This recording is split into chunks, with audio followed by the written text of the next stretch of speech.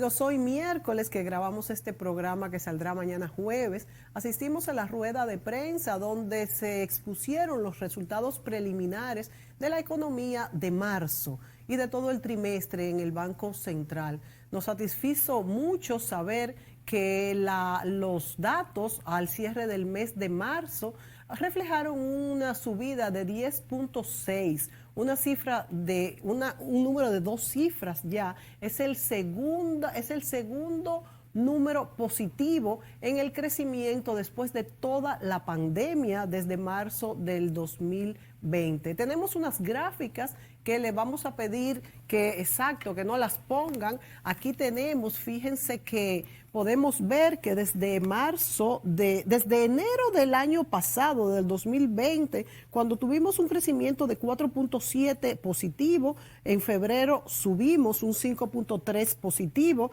y en marzo ya desde la pandemia tuvimos números negativos, incluso en abril, que fue la mayor caída de 29.8, pues si vemos la línea roja, por fin hemos subido un 10.6 en febrero. Claro está que todo esto no quiere decir que hayamos subido un 10.6 desde lo positivo, sino que tendríamos que restarle todo lo que es esta caída. Si nos vamos a la próxima lámina, vemos aquí los sectores que más han crecido y vemos que construcción ha crecido un número espectacular de 56.8, con todo lo que esto arrastra, que es mucho de empleos, ventas, desde cemento, varillas y demás. También vemos, quiero señalar que en esta cifra también están incluidos, por ejemplo, la construcción de algunos hoteles, están, como dije, la venta de los materiales y también las soluciones habitacionales de bajo costo y de medio costo que se han comenzado. Es importante destacar la zona de la manufactura en zona franca, que tiene un 32.4%, la manufactura local 13.4% y la explotación de minas y canteras, pero que esto más bien explicó el gobernador, que ha sido más bien lo de las minas para la construcción, no tanto de minerales. Hemos visto todo esto que suma el 10.6. Continuamos un poco aquí con las próximas gráficas y vemos que el sector financiero se ha mantenido muy estable, teniendo una liquidez de un 21.5% en marzo, una morosidad de un 1.9%, que es bastante baja para lo que es una época de la pandemia. Así vamos viendo otras gráficas en la indicación de banca múltiple, si la vamos pasando hasta la política monetaria, que es la gráfica que nos dice cómo estas políticas como estas políticas, la actividad que mantienen las condiciones monetarias favorables asociadas al plan de estímulo puesto en marcha por el Banco Central desde inicio de la pandemia, el cual concluyó con la reducción de 150 puntos básicos de la tasa de política monetaria, pasando de un 4.50% a 3%, que es su mínimo histórico en este momento. Creo que son números muy, muy halagadores en este momento de pandemia y que principalmente ha llegado ya el dinero a lo que son las micros y medianas empresas que estaban demandando porque estaban ahogadas por el momento que vivimos. Por supuesto, hay otros sectores que están en negativo, como bares, restaurantes y hoteles. Todavía tenemos esto en negativo. Se están haciendo grandes esfuerzos para que haya un repunte en este sentido. Esperamos que para finales del año haya una llegada, una recuperación turística, y ya será en el 2002 donde se prevé una recuperación posiblemente total. Comenzamos ya con nuestro invitado de hoy. Vamos a darle la bienvenida al abogado Amadeo Peralta y vamos a hablar de todos estos casos de corrupción desde el primero, desde el gobierno pasado planteado Odebrecht, pasando por el caso Antipulpo, caso Caracol y este caso Coral tan impactante en este momento, donde se ha visto envuelto el ayudante del presidente Danilo Medina, el del cuerpo de ayudantes. Adelante, Amadeo Peralta, bienvenido. Un placer para mí estar aquí junto a ti y vamos adelante. Bueno, Amadeo, este último expediente presentado con más de 3.000 millones de pesos que se dice que ha presentado el Ministerio Público en contra del general Adam Cáceres y su asistente es vergonzoso, no sabemos todavía, simplemente se está investigando, pero no creo que el Ministerio Público se haya atrevido a presentar este caso sin tener pues todas las pruebas o por lo menos suficientes para esta investigación, mucho más cuando se dice que el caso de Brecht no fue bien sustentado y como decía en la introducción, es posible incluso de que se tenga que desestimar por falta de pruebas. ¿Qué nos puedes decir?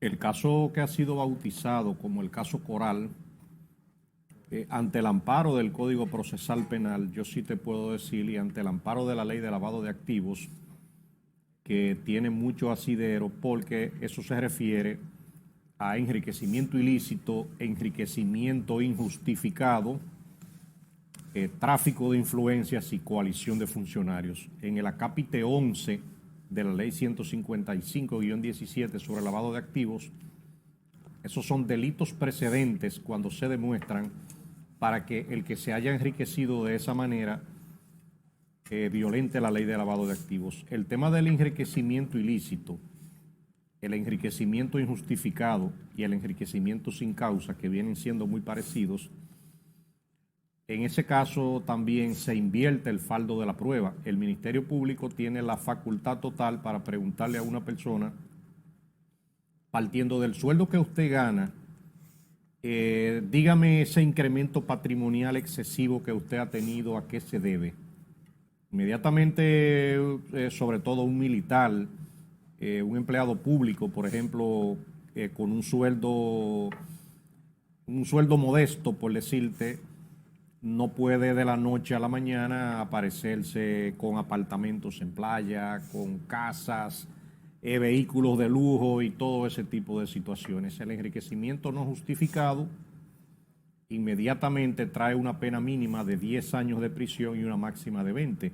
En el caso, por ejemplo, de la pastora y de su hijo, hay bienes también que se pusieron a nombre del hijo de la pastora. Es posible que él esté vinculado ahí como un testaferro y un prestanombre. La ley de lavado de activos le garantiza 10 años de prisión por ese ilícito. En cuanto a la pastora, ahí también hay el delito de lavado de activos y violación al artículo 3, párrafos 1, 2, 3 y 4 de la ley 155-17, que también le garantizan 20 años de prisión. Al haber un conjunto de personas envueltas en ese expediente, ahí entra otra figura del Código Penal que se llama la asociación de malhechores. Y de ahí en adelante se siguen sumando delitos y puede ser que terminemos hasta en defraudación tributaria. El enriquecimiento ilícito, el no justificado, sobre todo para algunos coroneles también que están en ese expediente, también aplica para que el juez que ha de conocer esa medida de coerción pueda imponer una medida de coerción. De ahí difícilmente salga alguien descargado de esa medida de coerción. El Ministerio Público ha estado presentando pruebas que sostienen razonablemente que una persona pueda ser o no imputada, en este caso que pueda ser imputada del delito que le atribuyen.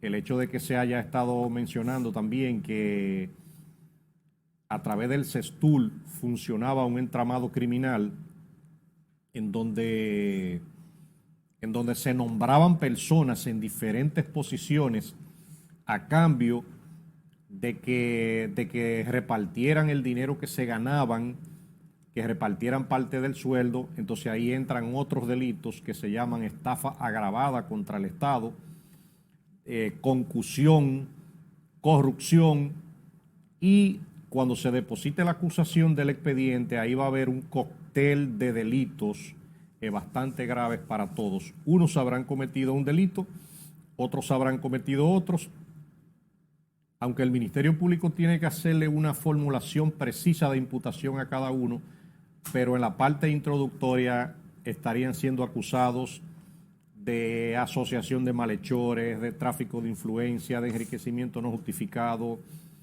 de defraudación tributaria, de asociación de malhechores, como le dije, y todo eso. Y todo esto se suma. Amadeo, para que entendamos mejor este caso, vamos a entenderlo desde el principio. Se ha hablado de este expediente que contempla más de 3.000 millones de pesos en sueldos. Esto es lo principal del expediente, porque tengo entendido que tiene muchos tentáculos. Incluso tú mismo has hablado desde noviembre del año pasado de que también la policía turística ha estado envuelta en este caso, y también Cáceres ha salido a relucir desde ese momento. ¿Cuál es la acusación principal y cuáles son, vamos a decir, los tentáculos cómo se abre este caso? El Ministerio Público, cuando menciona la suma de 3.000 millones de pesos, lo hace refiriéndose a que durante un tiempo el ex jefe del Cuerpo de Ayudantes Militares del presidente de la República manejó esa cantidad a través de sus funciones. Pero de ahí que también seríamos del entendido que falta mucha tela por donde cortar, porque cuando se analiza el programa de Nuria, por ejemplo, y se ve ese despliegue de propiedades, de naves avícolas, de apartamentos, de casas, apartamentos en playa, eso te lleva también a decir que ahí no solamente se manejaron 3.000 millones, ahí se manejó mucho más dinero. Pero un hecho grave que está imputando el Ministerio Público es el que todavía para el mes de febrero del año 2021, eso hace 2 meses atrás, todavía parte de ese grupo, a la vanguardia y a la cabeza de un coronel, había recolectado 5.500.000 pesos a diferentes empleados, a diferentes coroneles y personas que trabajan en el CESTUL, en la policía turística. Pero tú dices apenas en febrero, hace 2 meses, ¿esto pasó? Eso lo dice la medida de coerción y lo está estableciendo el Ministerio Público. Nosotros aquí, por ejemplo, no le estamos agregando ni un punto ni una coma que no sea comentar la medida de coerción. Sí. Entonces, en el mes de febrero, ese policía les reveló al Ministerio Público que había recolectado esa cantidad. Inclusive hizo un detalle de cómo él lo distribuyó. Cuando ese actor, hoy imputado en ese caso, hace esa revelación con nombres, apellidos y cantidades a quien le entregó el dinero, ahí hay una estafa agravada en contra del Estado, porque ponían personas a cobrar dinero de la institución que en realidad no lo recibían, porque solamente figuraban en la nómina, pero tenía que dar un alto porcentaje de ese sueldo, por ejemplo. Pero también en muchos estamentos policiales siempre se han estado dando algunos casos de corrupción en donde hay gente también que paga por ir a algunas posiciones y desde ahí de manera mensual sufraga una cantidad a algún jefe que lo esté patrocinando para él mantenerse en ese cargo.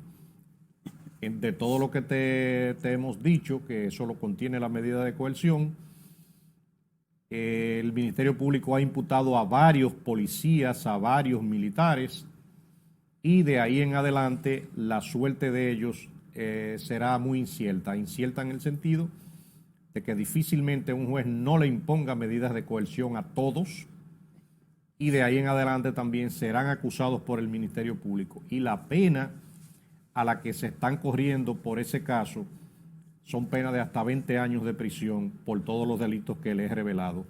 También le hago una salvedad al país que si el país no se hubiese dejado entretener con el tema del Código Penal, los funcionarios salientes que estarían siendo juzgados por corrupción, al día de hoy pudieran enfrentar penas, si hubiesen aprobado el código, de hasta 50 años de prisión, por no decir 60, que es la pena máxima que traería ese código. Pero ¿por qué sería así? Porque ese código va a traer lo que le llaman el cúmulo de la pena. República Dominicana ha estado necesitando de leyes más fuertes, más rigurosas, pero debemos comenzar con que sea aprobado. El hecho de que el Código Penal lo aprueben posiblemente en esta semana, posiblemente en este mes, ya lamentablemente sería para casos futuros que sucedan, no para los casos de corrupción que se verían ventilados por el gobierno pasado. Fíjate, Amadeo, esto lo hemos hablado muchas veces en nuestro programa, esto de la importancia de aprobar este Código Penal. Se le ha dado todas las vueltas del mundo, hay tantas figuras que no están contempladas en el actual código, de todo tipo, incluso civiles, de alquileres, de venta, de invasiones criminales, feminicidios, ácido del diablo, muchas figuras, y no se acaba de aprobar. Lo del aborto ha sido el gran escollo, esto debió haberse hecho aparte desde hace muchos años, y no se ha hecho, y miren hasta dónde ha llegado. Yo espero que, como tú dices, ya esto sea cuestión de horas, esta aprobación, por no decir de días o semanas. Nos tenemos que ir a la pausa, pero yo quisiera dejar sobre el tapete, Amadeo, que a pesar de que en el gobierno pasado ha habido gran corrupción, tal parece, también quiero preguntarte, la Policía Nacional ha sido acusada de boca en las calles muchas veces de que esto de cobrar y darle al jefe un peaje era acostumbrado. ¿Hasta qué punto esto es cierto y hasta qué punto podemos evitar que siga sucediendo? Vámonos a la pausa y volvemos inmediato.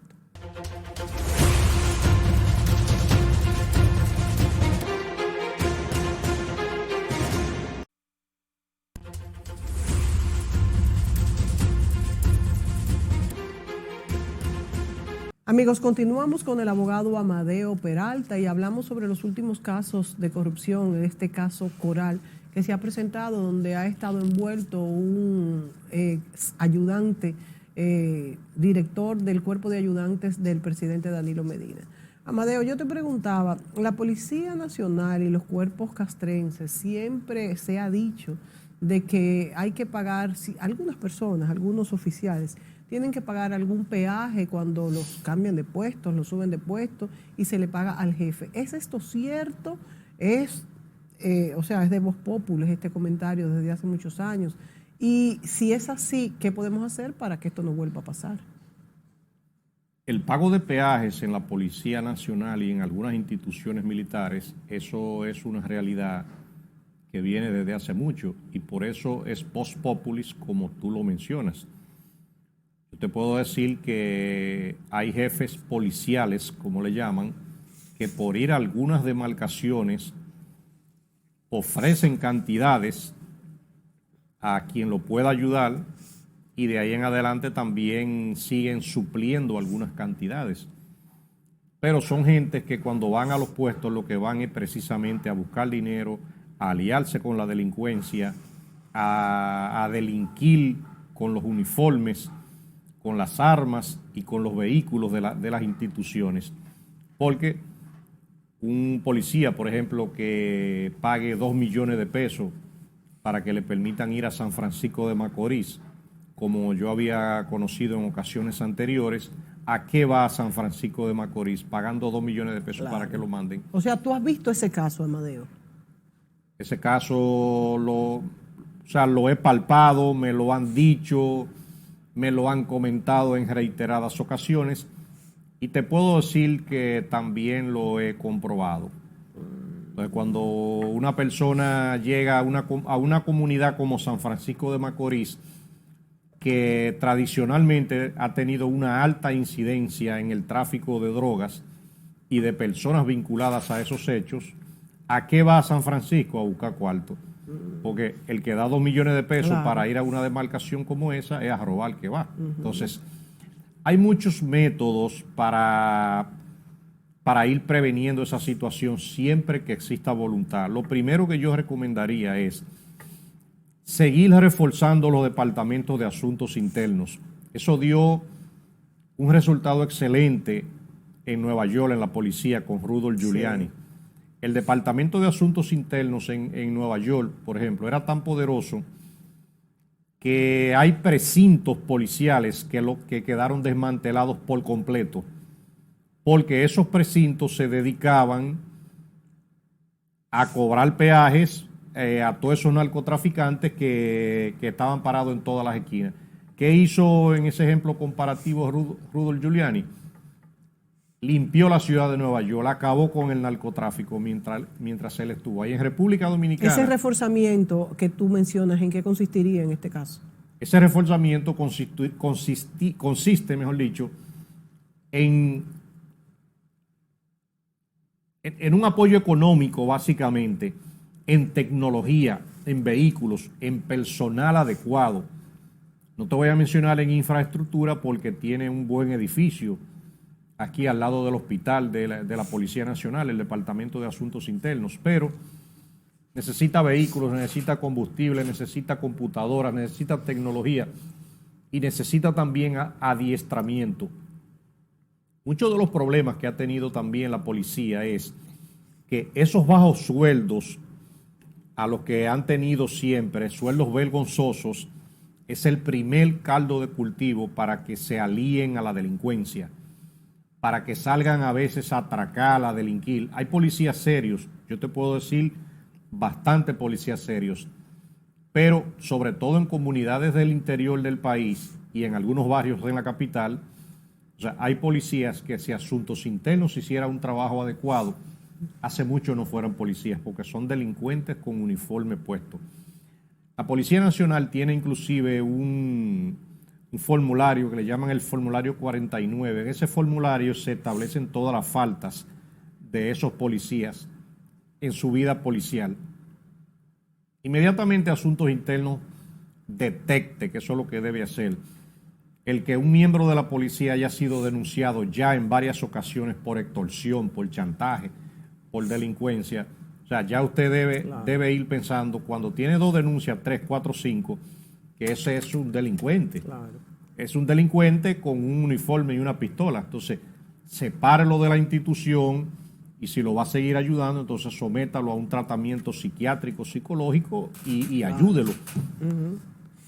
Otra situación que hace también el Departamento de Asuntos Internos es, cada vez que un policía se ve envuelto en alguna situación bochornosa, también deben hacerle una prueba antidoping, a ver si ese policía está consumiendo drogas, a ver qué está pasando con ese policía. Porque el que no se pueda adaptar a la vida policial o al sueldo que ofrece la policía, tampoco es obligatorio que usted sea policía. Uh-huh. Ha sido de manera tradicional el que muchos jóvenes, sobre todo en su gran mayoría de la región sur, aspiran a ingresar a la policía, al ejército y a las Fuerzas Armadas, pero eso es debido a su escasa escolaridad. Y al tener escasa escolaridad, se ven, por ejemplo, ya como rasos, como cabos, con una pistola al cinto, con un uniforme, y sienten que tienen un poder, que todo eso lo que se traduce es en atropello a la ciudadanía, porque no hay capacidad. Entonces, dentro de la reforma policial y el Departamento de Asuntos Internos, deben reforzar bastante la educación cívica, pero también yo recomiendo la educación jurídica. Un policía bien entrenado tiene que saber, porque es un derecho constitucional, el que usted no puede, por ejemplo, penetrar a una casa sin una orden de allanamiento y sin estar en compañía de un ministerio público, pero donde Dios no puso, a veces uno no puede pedir. ¿Por qué también te lo digo? Yo recuerdo que cuando en muchas ocasiones hay comandantes policiales que le dan instrucciones a policías antes de ir a una actuación, pero esos mismos comandantes notan que en menos de 15 minutos se le olvidó todo lo que le dijeron y al final terminan haciendo lo que le dice la mente, la mente viene, Claro. o sea, de algo que no ha generado ni siquiera respeto por los derechos ciudadanos. O sea que tiene que tener cierto nivel, además, un policía, porque si ni siquiera puede entender las órdenes que le dan, no puede reaccionar correctamente. Exacto, entonces lo peor de todo es con un arma de fuego que puede quitar la vida. Y te voy a poner un ejemplo. Cuando comenzó el tema del toque de queda, mandan a parar en un barrio aquí en la capital a un motorista y va con una persona atrás. Simplemente no se paró, un guardia levantó el fusil y mató al que iba atrás. Sí. Cuando tú haces el análisis y dices, el guardia y la patrulla se vieron en peligro porque la persona lo mandaron a parar y no se paró, no había ningún peligro. O sea, no había un enfrentamiento, no había nada. Entonces, ¿qué pasó por la mente de ese miembro del ejército? Nada, o sea, ahí había alas de cucaracha. Como también han mandado a parar a muchas personas en diferentes lugares y le entran a tiro de manera inmediata. Y es la persona, muchos ciudadanos que al contrario le tienen miedo a cuando un policía te manda a parar en una zona oscura. Y a medida que haya educación, haya entrenamiento y que el Departamento de Asuntos Internos vaya corrigiendo todo eso, se van a ir limpiando muchísimas personas que no valen la pena ni siquiera para ser policías. Y todo eso puede contribuir a una mejor policía. Y ojalá que no solamente los asesores de Rudolph Giuliani que se encuentran en el país asesorando a la presidencia de la República en materia de seguridad lo sigan haciendo, sino también ojalá que traigan personas hasta de Europa. En Europa, los ciudadanos han tenido un comportamiento desde su nacimiento, desde las escuelas. En Europa, los niños saben y ya los adultos que tirar una basura en la calle constituye un delito grave y a cualquiera le ponen una multa. Aquí no pasa nada.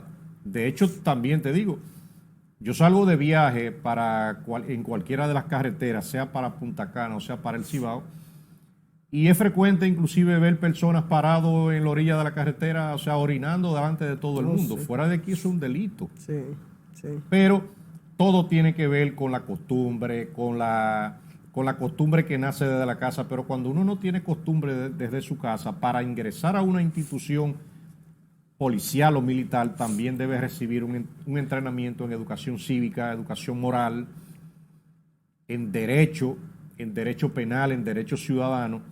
Y todo eso le va a convenir a la policía, le va a convenir al gobierno, porque cada vez que un policía hace algo indebido, todo eso se le pega a la policía y se le pega al gobierno. Cuando ese policía no lo hace, o sea, se traduce en un mejor comportamiento. Lo último que te digo, ese caso, por ejemplo, que sucedió en Villa Altagracia, o sea, el país entero no le ha encontrado una justificación de ninguna índole al haber disparado de manera inmisericordia a ese vehículo que ni siquiera le repelió una agresión. Claro. Entonces, todo eso definitivamente tiene mucho que ver con el comportamiento y el entrenamiento que se le da a esos miembros. Ahora bien, Amadeo, yo te pregunto, ya siendo un poco abogada del diablo, el problema que tenemos aquí con la policía y con todas las Fuerzas Armadas es muy serio. De eso no nos cabe la menor duda y no tienen ni la preparación, hay corrupción y todo lo que hemos explicado en este programa. Pero también hay un problema de que los militares se quejan de que, por ejemplo, entrar a los barrios calientes, como le decimos nosotros los dominicanos, y muchas veces participar en trifulcas y demás, a veces no pueden actuar porque si se defienden y le pegan un disparo o le pasa algo a una persona, también ellos van a ser puestos como en la palestra pública y no van a defender a lo que es el policía, ya refiriéndonos al policía serio. También tenemos este problema. Pero en relación a ese problema yo te puedo decir, la ley de la policía, la ley 590-16 establece en el artículo 37, en el artículo 50 y no me recuerdo en cuál otro artículo, el uso de la fuerza. Cuando un policía vea su vida en peligro ante una agresión de un delincuente, te pudiera decir que hasta la ley le permite que actúe con su alma de reglamento. Lo que la ley no le permite al policía, y por eso lo condenan a 20 y a 30 años de prisión, es cuando sobre un ciudadano que no tiene ningún arma de fuego en la mano, que no le ha volado arriba, que no lo ha agredido, la respuesta que recibe es que le entren a tiros. Por eso, ese policía bueno que mencionas, si actúa en el marco de la ley, en el marco del uso de la fuerza, él no tiene ningún problema. Hay personas, fíjate cuando te digo, que según se comporten y la policía lo mata, ya es uno menos para el sistema, pero es por el comportamiento de ese delincuente. La policía tiene otros métodos que es lo que autoriza la ley, métodos no letales. Métodos no letales, comenzando inclusive con balas de aire que tienen las escopetas. Las escopetas usan unos cartuchos que usted acciona la escopeta y cuando dispara suena el estruendo, pero no sale nada, no pasa nada. Pero adicionalmente la policía tiene balas de goma, que también son menos dañinas. Sí. Pero también ya hay pistolas eléctricas, hay unos palos, no me acuerdo cómo se llaman. Hay muchos métodos para controlar a cualquier persona que se encuentre revoltoso. Bueno, vámonos a la pausa, Amadeo, y venimos con este mismo tema tan importante para lo que es el buen funcionamiento de nuestro país.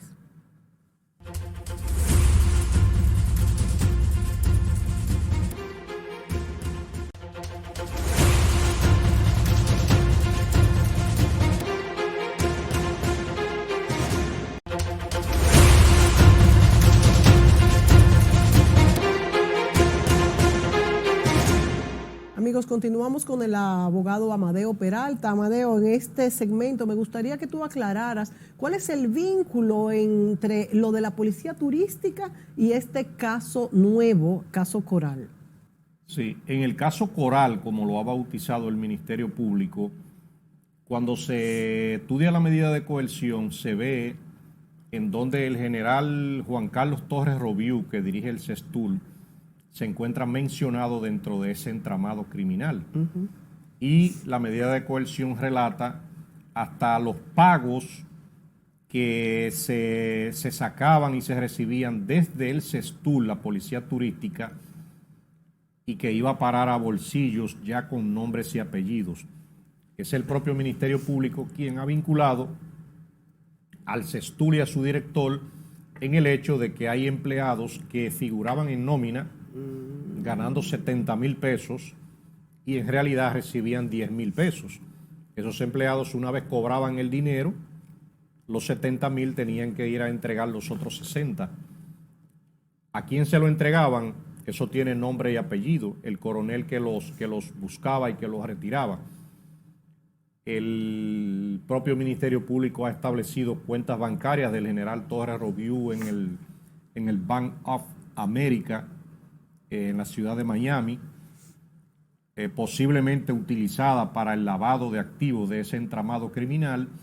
Y cuando nosotros nos encontramos con la noticia de que solamente en el mes de febrero del año 2021, hace apenas 2 meses, todavía se recolectaron 5,500,000 pesos de personas que tenían que pagar el peaje para los jefes. Entonces, sí, vamos a seguir calculando entonces cuánto cobraron en enero, en diciembre. ¿Y cómo pudo continuar esta mafia? Toda esa mafia puede continuar por el simple hecho de que la presidencia de la República, y no se sabe bajo qué argumentos ni por qué, ha mantenido la misma estructura militar de Danilo Medina. Y eso constituye un peligro para la seguridad del gobierno, para la seguridad de la nación, porque las mismas personas que tienen 16 años sirviéndole al gobierno del PLD, que se enriquecieron en el gobierno del PLD, son las que están ahí ahora mismo. Son las que están ahora mismo. Fíjate que el caso del director de CESTUL, sí, es imposible que esa persona tenga 8 años dirigiendo esa institución y ya va para 9. Ya va para 9 porque Luis Abinadel entró el 16 de agosto del año pasado y sigue ahí el mismo general de CESTUL. Entonces, ¿qué funcionario del gobierno lo estará patrocinando? ¿Qué funcionario del gobierno le estará haciendo daño a Luis Abinadel? Porque es mandatorio el que un general no pueda durar más de 2 años en una posición como director general, pero durar 8, o sea, algo anda mal, pero andamos peor también. Y posiblemente este país hay que comenzar a arreglarlo y ojalá que ya hayamos comenzado, porque desde el año 2016 la policía turística fue abolida. Si usted se verifica la ley 590-16, que es la ley de reforma policial, verifique el artículo 37, ahí establece claramente que la policía, el cuerpo especializado de la policía turística, que es como se llama, cambió de nombre por una ley que salió de ambas cámaras legislativas y que fue promulgada por el Poder Ejecutivo. Y ha de llamarse de ahí en adelante, desde el 2016, Cuerpo Especializado de la Policía Turística. Y el artículo 37, en su último párrafo, establece que será un general de la Policía Nacional que dirija la Policía Turística, porque la policía pertenece a la Policía Nacional. Entonces, ¿cómo desde el año 2016, hoy estamos en el 2021? Eso fue en el 2016. Exacto. ¿Cómo en el 2021 aún permanece un general en una institución que fue abolida? O sea, ¿qué nos está pasando? Andamos mal. Sí. Porque si no se respetan, por ejemplo, nuestras propias leyes, nuestras instituciones, los reglamentos internos, pasa lo que tiene que pasar, que un general que dure 9 años en una posición, como lo puede durar un funcionario en cualquier otra, ahí van a comenzar a haber problemas de toda la índole, porque nosotros estábamos viviendo en un clima de impunidad, donde nada era nada y todo lo que tú denunciabas no pasaba nada. Vergonzosamente, inclusive, la Dirección de Ética Gubernamental era solamente un archivo de papeles, ahí no se hacía nada en el gobierno anterior. Pero en el PECA también, eso era otro archivo de papeles, de ahí no salía ningún expediente. Entonces, esto por fin ha comenzado a cambiar, pero ojalá también que la ley de la policía se le dé cumplimiento. Para darle cumplimiento solamente basta con la voluntad de los hombres, que se acojan a la ley. La ley inclusive la utilizan para hacerle daño a un miembro de la policía o de las Fuerzas Armadas. ¿Y por qué no la utilizan para darle cumplimiento a la propia ley? El CESTUR no existe, el cuerpo especializado de la policía turística no existe al amparo de la ley. Será necesario hacer un amparo de cumplimiento ante el Tribunal Constitucional para que por fin le den cumplimiento y eso pase a mano de la policía. ¿No sería, Amadeo, en este caso que del nuevo gobierno de Luis Abinader, que no se quitó antes, no se abolió antes, no sé, porque estaba esta investigación en curso? Me pregunto yo.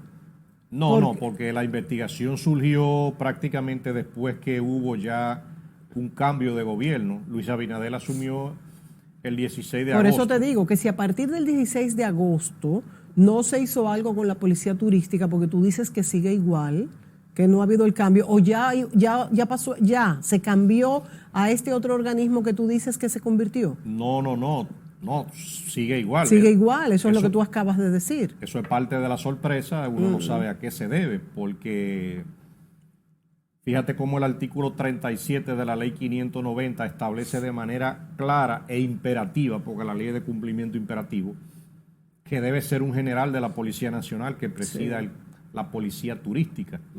Mas, sin embargo, la sigue presidiendo un general de la Fuerza Aérea, sigue llamándose como se llamaba anteriormente, pero hay una ley que abolió esa institución. Sí, pero yo te pregunto que si ya a partir de que el presidente Luis Abinader toma el poder, ¿no será que la Procuraduría ha comenzado esta investigación y por eso no se ha hecho el cambio o ha seguido el descuido? Esa es mi pregunta. Te puedo decir que ha seguido el descuido. La investigación de la Procuraduría General de la República a través del Departamento de Persecución obedece a tanto clima de corrupción que había dentro de las Fuerzas Armadas y la Policía Nacional, sumado a denuncias que se hacen de manera documental y con pruebas. En eso se basa la Procuraduría. Pero el tema del cumplimiento de la ley, ya eso es algo aparte y que simplemente debe dársele cumplimiento.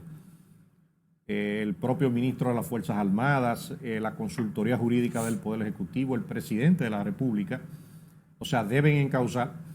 No sé si el país recuerda El DICAN, por ejemplo, eso era una institución que funcionaba también paralela con la Dirección Nacional de Control de Drogas mediante un decreto. Entonces, ¿qué sucedió con el DICAN? O sea, el presidente abolió el DICAN porque habían comprobado subsecuentemente que ahí había un desastre permanente. Eso mismo tienen que hacer con la policía turística.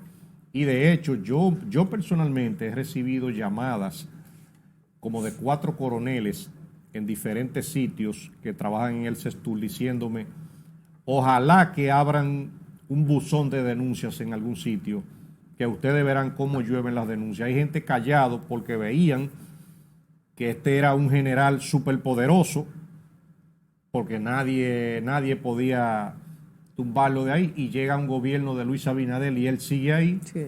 Entonces todo el mundo se pregunta ahí pegado de quién diablo es que este hombre está. Y por eso hay gente que algunas denuncias que quieren hacer y algunas querellas no lo han hecho. En el caso, por ejemplo, de Punta Rusia, una casa que el general Juan Carlos Torres Robiú, a través del CESTUR, les robaron a Ramón Reynoso, eso sí ha recibido una investigación profunda. ¿Desde cuándo? Esa denuncia viene desde noviembre del año pasado, pero también hay otros casos, inclusive de muertes.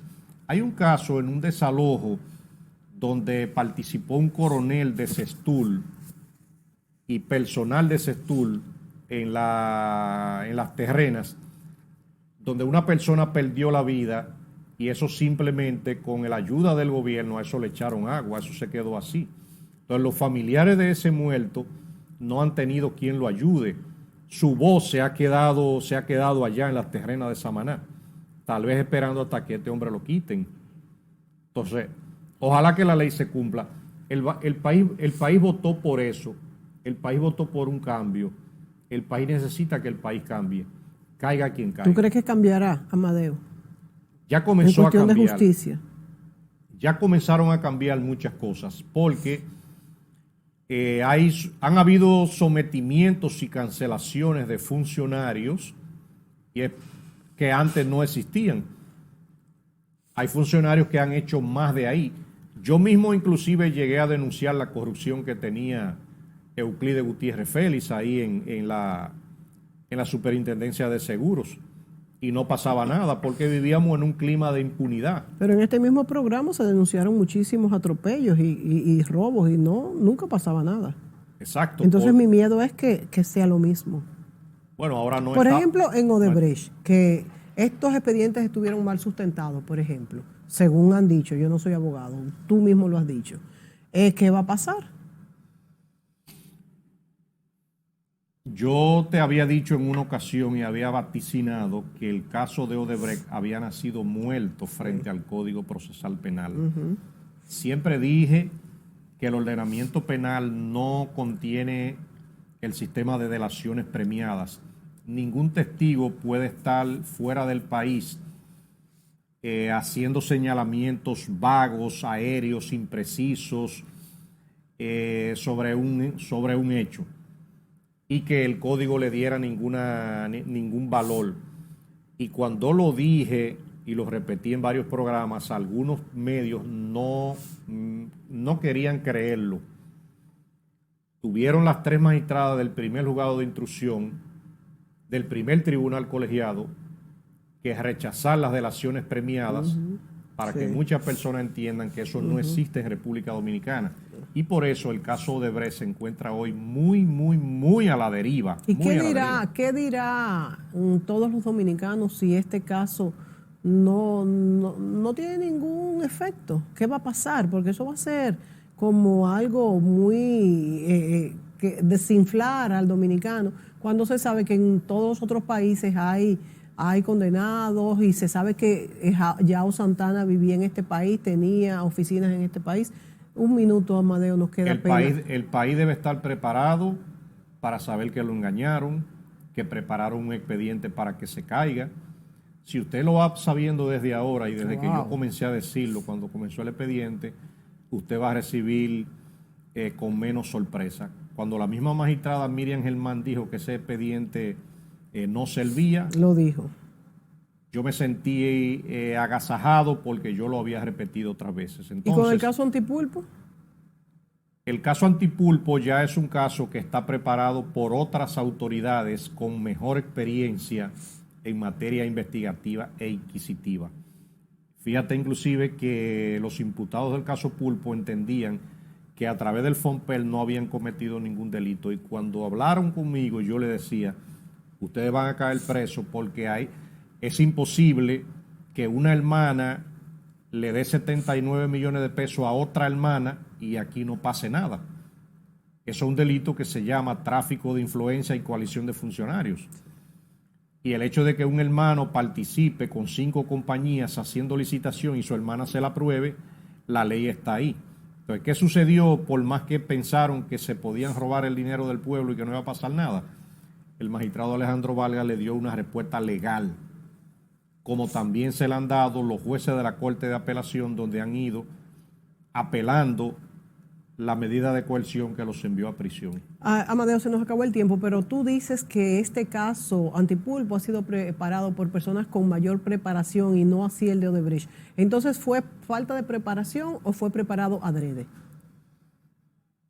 Para mí te puedo decir que hay un poco de los dos, pero también preparado adrede, porque en el caso de Odebrecht, si se le pregunta a cualquier ciudadano, va a saber que en ese caso no están los que son.